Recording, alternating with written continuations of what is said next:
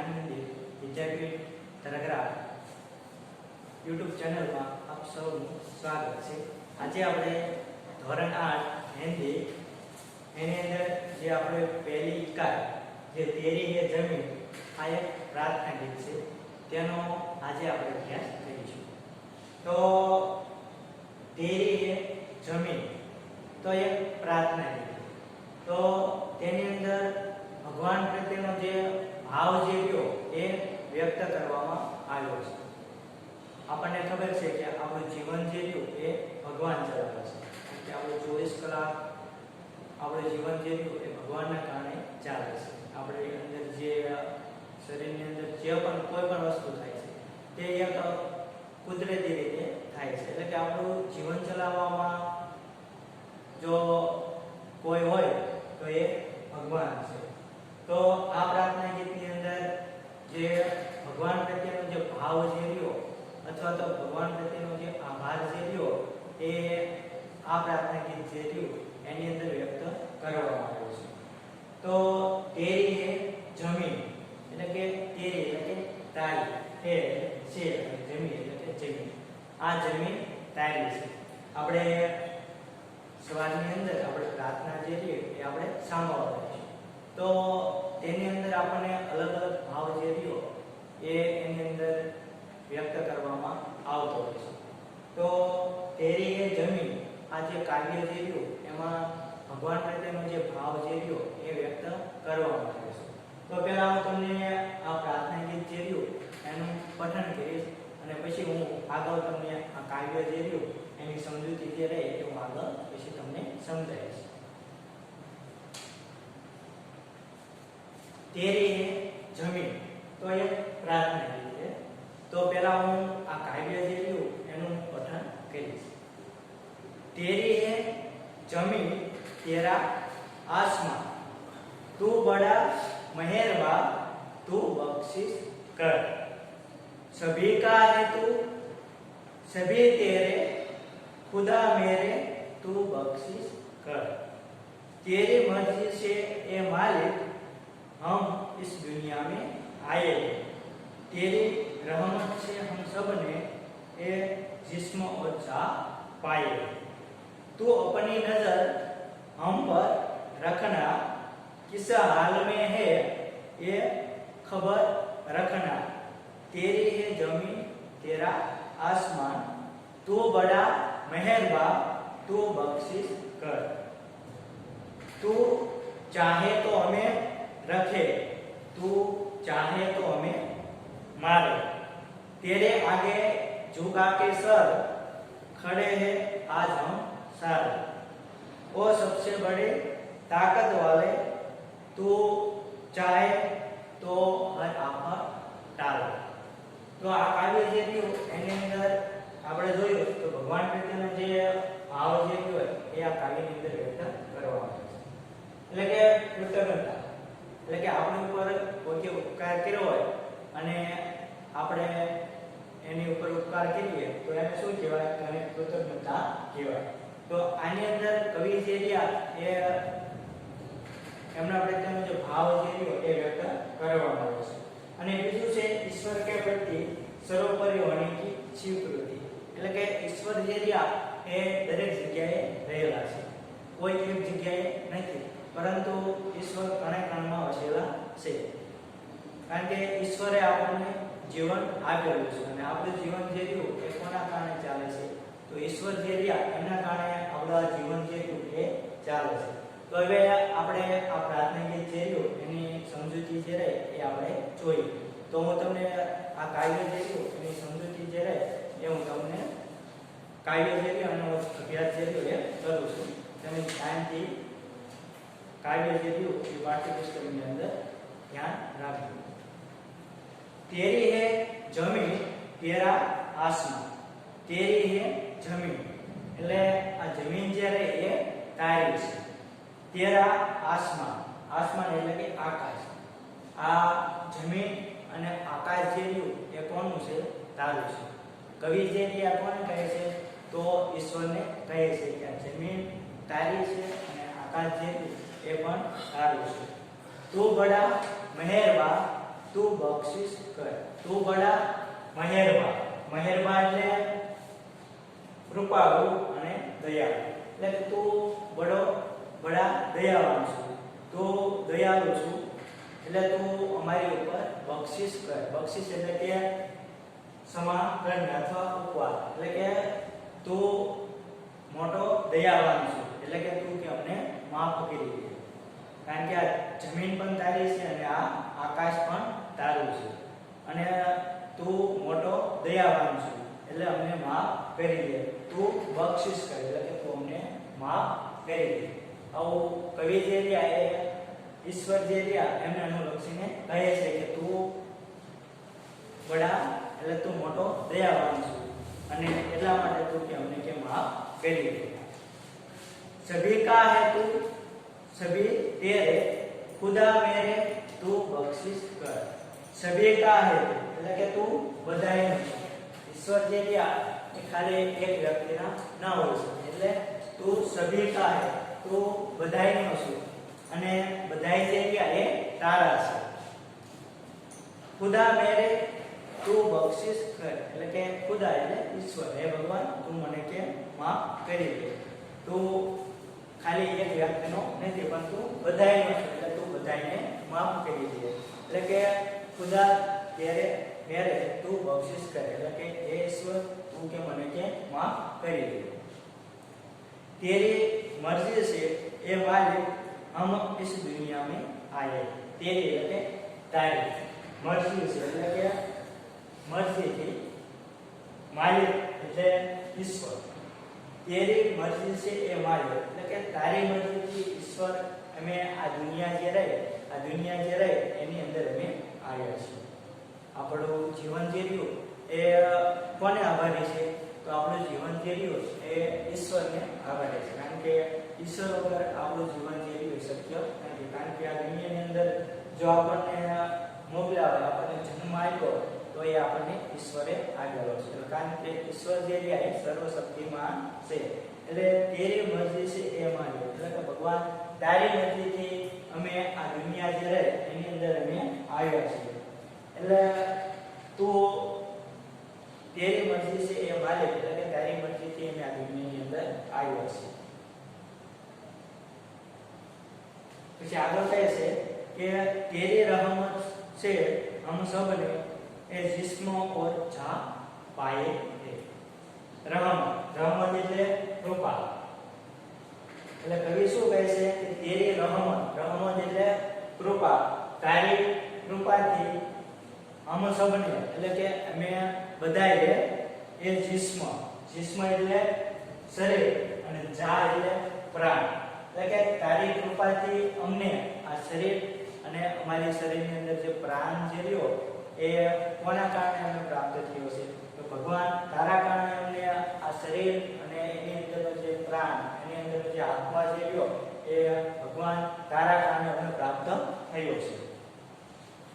તેરી रहमत એટલે કે તારી કૃપાથી અમને આ શરીર પણ મળ્યું છે અને એની અંદરનો જે પ્રાણ અને જે આત્મા જે રહ્યો એ ભગવાનના કારણે આપણને મળ્યો છે. એટલે ઈશ્વર જે રહ્યા એ ભગવાનને કહે છે કે તારા કારણે અમને આ શરીર અને પ્રાણ જે રહ્યો એ પ્રાણ એટલે કે આપણો જે આત્મા જે રહ્યો એ ભગવાનના કારણે આપણને પ્રાપ્ત થયો છે.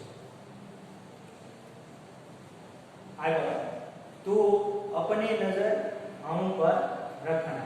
તું એટલે કે ભગવાનને કહે છે કે તું એટલે તારી अपनी नजर તારી જે નજર જે રહે એ અમારી ઉપર રાખજો. કારણ કે ભગવાન જે રહ્યા એ સર્વ શક્તિમાન છે. આખી દુનિયાનું સંચાલન જે રહ્યું એ ભગવાન કરે છે. એટલે એમની નજર જે રહે એ બધા ઉપર હોય છે. એટલે કવિ જે રહ્યા એ આયા કહે છે કે તારી જે નજર જે રહે, તારી જે દ્રષ્ટિ જે રહે એ અમારી ઉપર રાખજો. કિસ હાલ में है એ ખબર રખના. એટલે કે અમે કઈ પરિસ્થિતિમાં અમારું જે જીવન જે રહ્યું એ જીવીએ છીએ એની તું કે ખબર રાખજે.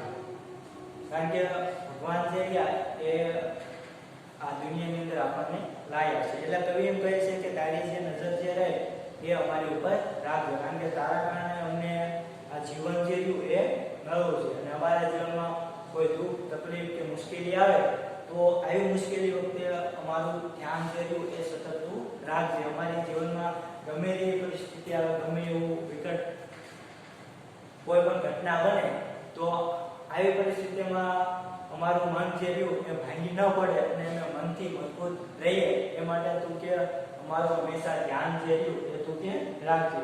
એટલે આ રીતે કવિ જે રહ્યા એ ઈશ્વર જે રહ્યા એની પાસે વિવિધ પ્રકારની માંગણી જે રહ્યા એ કરે છે કે તું अपनी नजर हम पर रखना, એટલે કે તારી જે નજર જે રહે એ અમારી ઉપર રાખજે. કિસ હાલ में है ये खबर रखना, એટલે કે કિસ હાલમાં અમે કઈ રીતે અમારું જીવન જે રહ્યું એ અમે જીવીએ છીએ અને કઈ મુશ્કેલીમાંથી અમારું જીવન પસાર કરીએ છીએ. તો આ બધી બાબતો જે રહે એની તું કે ધ્યાન રાખજે. અમે ગમે એવી પરિસ્થિતિમાં હોઈએ કે અમારા જીવનમાં કોઈ મુશ્કેલી આવે તો કિસ હાલ में એટલે કે અમે કઈ પરિસ્થિતિમાં છીએ આ જે રહ્યું એની કે તું કે ખબર રાખજે.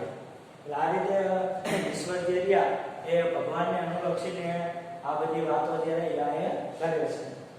तेरी है जमीन तेरा आसमान तो बड़ा मेहरबान तू बख्शिश कर, એટલે કે આ જમીન પણ તારી છે અને આકાશ જે રહ્યું એ પણ તારું છે. તું બડા મહેરબાન એટલે કે તું મોટા મોટો દયાવાન છું, એટલે કે અમને માફ કરી દે. આગળ તું ચાહે તો અમે રખે. તું ચાહે એટલે કે જો તું થાય તો કે અમને રાખી પણ શકે અને તો જો તું થાય તો અમને મારી પણ શકે છે. કારણ કે આપણને કોઈ વ્યક્તિ આપણને જીવન આવ્યું હોય તો એ વ્યક્તિ ધારે એ આપણી સાથે કરી શકે. કારણ કે ઈશ્વરે જ આપણને આ દુનિયા જે રહે એની અંદર આપણને મોકલ્યા છે તો ઈશ્વર ધારે એમ આપણી સાથે કરી શકે. એટલે કવિ જે રહ્યા એ અહીંયા ઈશ્વરને અનુલક્ષીને કહે છે કે તું જો ધારે તો અમને મારી પણ શકે છે અને જો તું થાય તો અમને રાખી પણ શકે છે. કારણ કે ઈશ્વર જે રહ્યા એ સર્વશક્તિમાન છે અને સમગ્ર બ્રહ્માંડનું સંચાલન જે રહ્યું એ કોના હાથમાં છે તો એ ભગવાનના હાથમાં છે. એટલે ભગવાન જો ધારે તો આપણને એક ક્ષણે આપણને ઉપર પણ બોલાવી શકે છે અને આપણને ધારે તો આ દુનિયાની અંદર આપણને રાખી શકે છે. એટલે ઈશ્વરથી કોઈ સર્વશક્તિમાન નથી. માનવ જીવન જે રહ્યું એ ઈશ્વરને આધીન છે અને ઈશ્વરના કારણે આ માનવ સમગ્ર સૃષ્ટિ જે રહે એ માનવના ભગવાનના કારણે સમગ્ર સૃષ્ટિ જે રહે એ ચાલે છે. એટલે ભગવાન જો ધારે તો એક મિનિટમાં આપણો પ્રાણ જે રહ્યો એ પણ એક બંધ પણ કરી શકે છે અને આપણને નવું જીવન પણ આવી શકે છે. એટલે કવિ જે અહીંયા ભગવાનને અનુલક્ષીને કહે છે કે જો તું થાય તો અમારી સાથે તો અમને આ દુનિયાની અંદર અમને રાખી પણ શકે છે. જો તું થાય તો અમને એક ક્ષણે આ દુનિયા જે રહે એની અંદર તો અમને પણ પાછો પણ બોલાવી શકે છે અથવા તો અમને ઉપર પણ તું મોકલાવી શકે છે. એટલે તું ચાહે તો અમે રખે, તું ચાહે તો અમે મારે, એટલે કે તું થાય તો અમને રાખી બનશે અને જો તું થાય તો અમને મારી પણ શકે છે. तेरे आगे झुका के सर खड़े हैं आज हम सारे, એટલે કે તારી સામે ઝુકા કે સર એટલે કે મારું સર જે રહ્યું મારું મસ્તક જે રહ્યું એ તારી સામે ઝુકાવીને કે અમે આજે ઊભા છીએ. तेरे आगे झुका के सर आज हम खड़े हैं सारे, એટલે કે તારી સામે અમે અમારું મસ્તક જે રહ્યું એ ઝુકાવીને અમે તારી સામે ખડે છે એટલે કે તારી સામે ઊભા છીએ. આપણે મંદિરની અંદર જઈએ તો આપણે આપણું મસ્તક જે રહ્યું એ આપણે ભગવાનની સામે આપણે નમાવીએ છીએ. તો જ્યારે મંદિરમાં જઈએ તો બધાની જે મસ્તક જે રહ્યું એ ભગવાન જે રહ્યા એની સામે ઝૂકેલું હોય છે. કારણ કે દુનિયાનો કોઈ પણ સૂર્ય વ્યક્તિ કોઈ પણ હોય તો એનું મસ્તક જે રહ્યું એ કોની સામે ઝૂકતું હોય છે તો ભગવાનની સામે ઝૂકતું હોય છે. એટલે કવિ જે રહ્યા એ અહીંયા કહે છે કે सर झुका के हम खड़े हैं सारे, એટલે કે તારી સામે અમારું મસ્તક જે રહ્યું એ ઝુકાવીને અમે તારી સામે ઊભા છીએ. किस हाल तेरे आगे झुका के सर खड़े हैं आज हम सारे, ओ सबसे बड़ी ताकत वाले, तू चाहे तो हर आफत टाळे। ओ सबसे बड़ी ताकत वाले, ताकत वाले એટલે સર્વશક્તિમાન। અહીંયા કોને અનુલક્ષીને કહેવામાં આવ્યું છે? તો ઈશ્વરને અનુલક્ષીને કહેવામાં આવ્યું છે કે ઓ સબસે બડી તાકત વાલે, એટલે કે આ દુનિયાની અંદર જો સર્વશક્તિમાન હોય તો એ ઈશ્વર છે, અને ઈશ્વરને અનુલક્ષીને કહેવામાં આવ્યું છે કે ઓ સબસે બડી તાકત વાલે, તું ચાહે તો હર આફત ટાળે। આફત એટલે મુશ્કેલી, આફત એટલે મુશ્કેલી અથવા સંકટ, એટલે કે અમારા જીવનમાં જો કોઈ મુશ્કેલી આવે તો કે તું એને ટાળી પણ શકે છે, એટલે કે તું એની સામે મારું રક્ષણ પણ કરી શકે છે।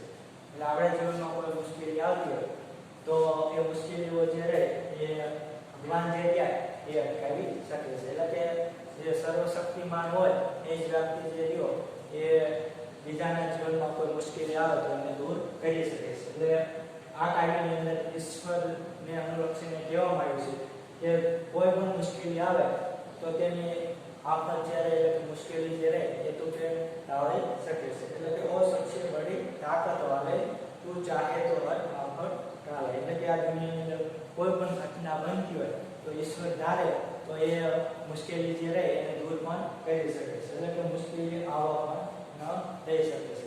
એટલે આ રીતે આ કાવ્યની અંદર ઈશ્વર જે રહ્યા એને પ્રત્યે કૃતજ્ઞતા, કારણ કે આપણે ઉપર કોઈ ઉપકાર કર્યો હોય તો આપણે એનો ઉપકાર કરીએ, એટલે આ કાવ્ય દ્વારા ઈશ્વરને પ્રત્યે જે ભગવાનનો જે ભાવ જે રહ્યો એ ઊભો કરવામાં આવે, કારણ કે આપણું જીવન જે રહ્યું એ ભગવાન ચલાવશે। 24 કલાકમાં આપણો પ્રાણ, આપણો જે શ્વાસ છે એ ભગવાનના કારણે ચાલે છે। જો ભગવાન 1 મિનિટ માટે પણ જો આપણો શ્વાસ બંધ કરી દે તો આપણું જીવન જે રહ્યું એ પૂર્ણ થઈ જાય। એટલે ભગવાન પ્રત્યેનો જે ભાવ જે રહ્યો એ કવિનો આ પ્રાર્થના ગીતની અંદર આપણને દેખાય છે। અને બીજી કઈ વાત કરવામાં આવી છે તો બીજી જે એ ઈશ્વર કે સર્વોપરી હોने की સ્વીકૃતિ, એટલે કે ઈશ્વર જે રહ્યા એ દરેક જગ્યાએ રહેલા છે, કોઈ એક જગ્યાએ ઈશ્વર રહેલા નથી, એટલે કે ત્રણેય કણમાં ઈશ્વર જે રહ્યા એ રહેલા છે। તો આ બે ભાવ જે રહ્યા એ આ કાવ્યની અંદર વ્યક્ત જે રહ્યા એ કરવામાં આવ્યા છે। તો આ કાવ્ય જે રહ્યું એ અહીંયા પૂરું થાય છે।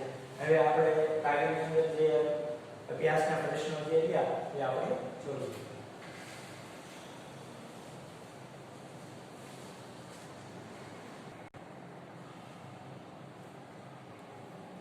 તો વિદ્યાર્થી મિત્રો, હવે આપણે પ્રાર્થના ગીતનો અભ્યાસ કર્યો। હવે એની આગળ અભ્યાસની અંદર જે પ્રશ્નો આપેલા છે એનો આપણે એક એક કરીને આપણે એનો અભ્યાસ કરીએ। તો અભ્યાસની અંદર જે પહેલો પ્રશ્ન જે રહ્યો कि आपके मत से सृष्टि में सर्वोपरि कौन और क्यों? आपके मत से એટલે કે આપણા મતથી આ દુનિયાની અંદર સર્વોપરી એટલે કે સર્વશક્તિમાન કોણ છે? તો सृष्टि में सर्वोपरि कौन है? तो भगवान। क्यों? क्योंकि वो सर्वशक्तिमान है। तो हमारे मत से सृष्टि में सर्वोपरि भगवान है, क्योंकि वो सर्वशक्तिमान है, वो कण कण में बसे हुए हैं, इसलिए ईश्वर सर्वोपरि है। दूसरा प्रश्न, आप भगवान से क्या प्रार्थना करते हैं?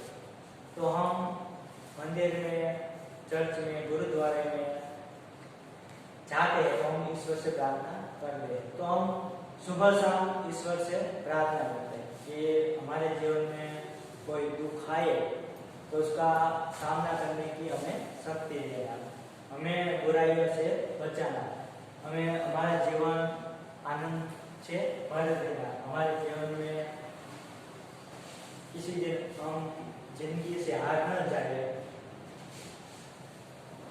वो आशीर्वाद हमें देना है। तो हम भगवान से अलग अलग प्रार्थना करते हैं कि हमारा जीवन आनंद से भर देना।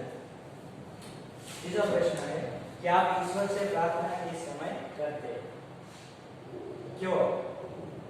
तो हम सुबह शाम ईश्वर से प्रार्थना करते हैं। क्यों हम ईश्वर से प्रार्थना करते हैं? क्योंकि हमें ईश्वर पर श्रद्धा है, हमारा जीवन ईश्वर चलाते हैं, इसलिए हम ईश्वर के प्रति हमारा भाव है और ईश्वर के प्रति श्रद्धा है, इसलिए हम ईश्वर से प्रार्थना करते हैं। चौथा प्रश्न है कि भिन्न भिन्न धर्म के लोग प्रार्थना करने के लिए कहाँ जाते हैं। तो इस दुनिया में कई सारे धर्म हैं, तो धर्म के जे अनुसरण करने वाले भी लोग हैं, तो वो जिन जिन धर्म के लोग हैं वो वहाँ उसकी प्रार्थना अथवा ईश्वर के प्रति अपना भाव प्रकट करने के लिए जाते हैं। तो भिन्न धर्म के लोग प्रार्थना करने के लिए कहाँ जाते हैं। तो हिंदू धर्म के जो लोग होते हैं वो प्रार्थना करने के लिए कहाँ जाते हैं, तो मंदिर में जाते हैं, क्योंकि हिंदू का पवित्र स्थल मंदिर है और वो मंदिर में प्रार्थना करने के लिए जाते हैं। मुस्लिम धर्म के लोग प्रार्थना करने के लिए मस्जिद में जाते हैं। ख्रिस्ती धर्म के लोग जो होते हैं वो प्रार्थना करने के लिए कहाँ जाते हैं, तो चर्च में जाते हैं। सिख धर्म के जो लोग होते हैं वो प्रार्थना करने के लिए गुरुद्वारे में जाते हैं। तो यह वे धर्म अपने अपने जो धर्म के लोग प्रार्थना करने के लिए अपने अलग अलग स्थलों पर जाते हैं, जो उस धर्म का पूजनीय स्थल होता है वहाँ वो प्रार्थना करने के लिए जाते हैं। तो આપણે આ પ્રાર્થના ગીતનો જે અભ્યાસ છે રહ્યો એનો આપણે અભ્યાસ કર્યો। તો 4 પ્રશ્નની અંદર આપણે 4 પ્રશ્નો જે રહ્યા એની વિશે આપણે વાત કરી। હવે તમારે હોમવર્કની અંદર જે સ્વાધ્યાયની અંદર જે 4 પ્રશ્નો આપેલા છે તો આ પ્રશ્નો જે રહ્યા એ તમારે તમારી હોમવર્ક અથવા તો જે નોટબુક જે રહે હોમવર્કની નોટબુક એની અંદર આ જે સ્વાધ્યાયની અંદર 4 પ્રશ્નો જે રહ્યા એ પણ લખવાના છે અને આ 4 પ્રશ્ન જે રહ્યા એ પણ લખવાના છે, એટલે જવાબની સાથે આ 4 પ્રશ્ન અને સ્વાધ્યાયના જે 4 પ્રશ્ન જે રહ્યા એ લખવાના છે। આ લેક્ચર આપણો જે રહ્યો અહીંયા પૂરો થાય છે।